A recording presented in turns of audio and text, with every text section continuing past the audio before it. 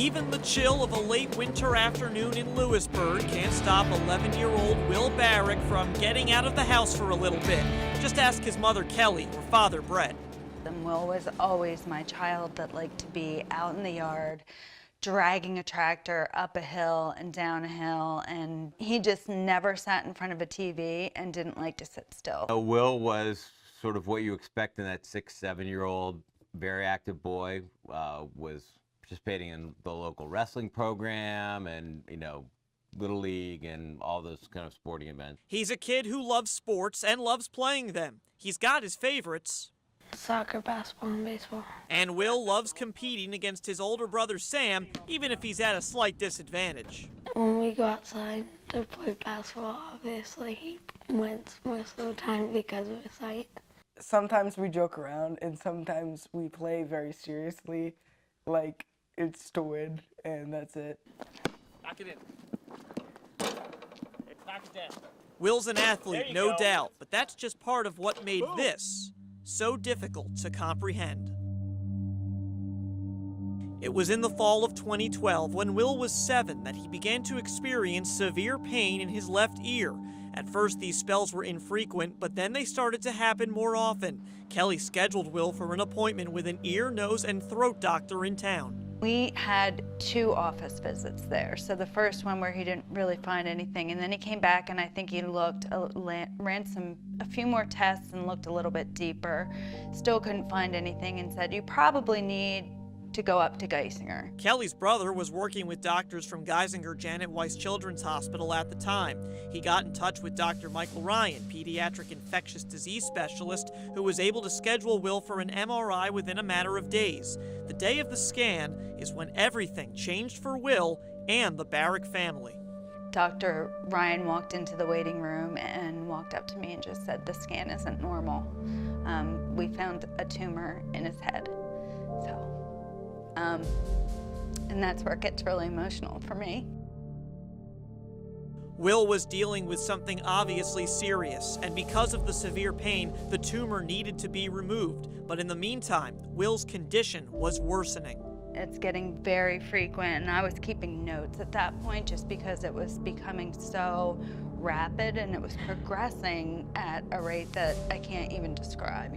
For saying it had moved so slowly in the beginning, it was really just speeding up. Will was scheduled for a biopsy performed by Dr. Alfred Kennedy Jr., pediatric surgeon. A tissue sample of the tumor was collected and sent to pathology. It was determined that the mass was lymphoblastic lymphoma, a cancerous tumor.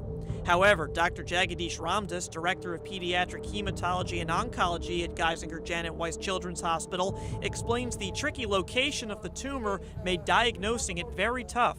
So the challenge with the Will's case was, again, this tumor was in a very difficult spot. It was sitting in the base of the skull with going inside the brain, and he was having some acute symptoms, which was needing that we needed to quickly address this. A few weeks later, as Will was beginning treatment for lymphoblastic lymphoma, more bad news and an indication that Will was possibly dealing with something different than originally thought. And then on February 14th, Will's eye just shot straight in toward his nose.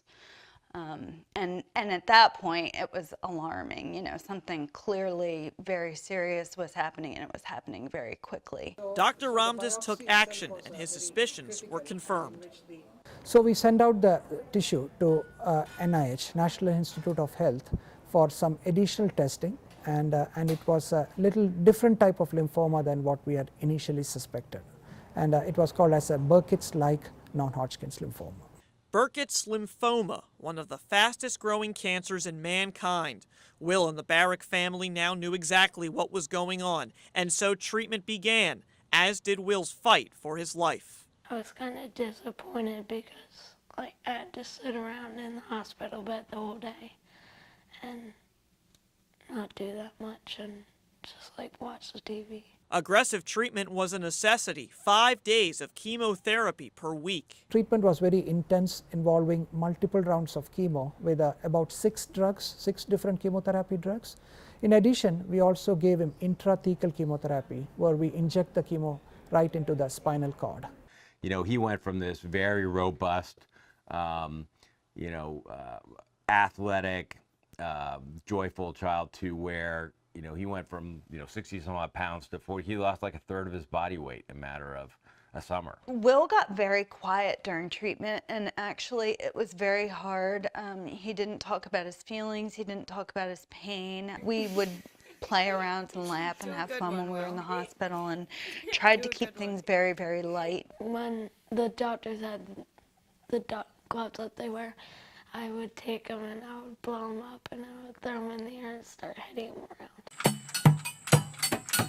The Child Life Department at Geisinger Janet Weis Children's Hospital contributed to helping Will get his mind off the treatment for a little bit. They were able to distract him, they were able to entertain him with a lot of other activities which kept him grounded and kept him happy and stable during that difficult time period.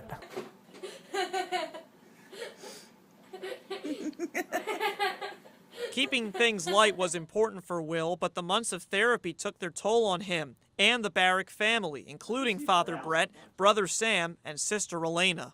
Spent a lot of time up at the hospital with Will, and his father spent some time with him up at the hospital as well. So the other two children were shuffling either to his house or to my parents' house.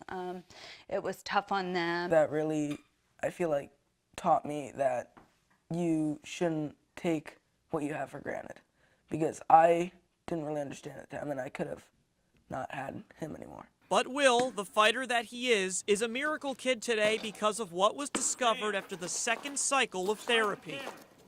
We did an MRI, and at that point, we had seen a 90% reduction in the tumor, so it was miraculous. He was a trooper, and he really fought this very well and responded to this treatment extremely well.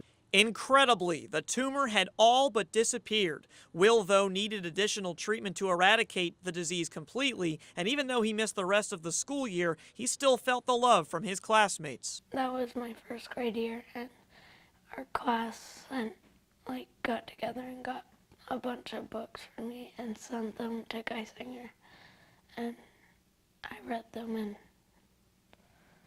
I still have a couple of them up in my room today.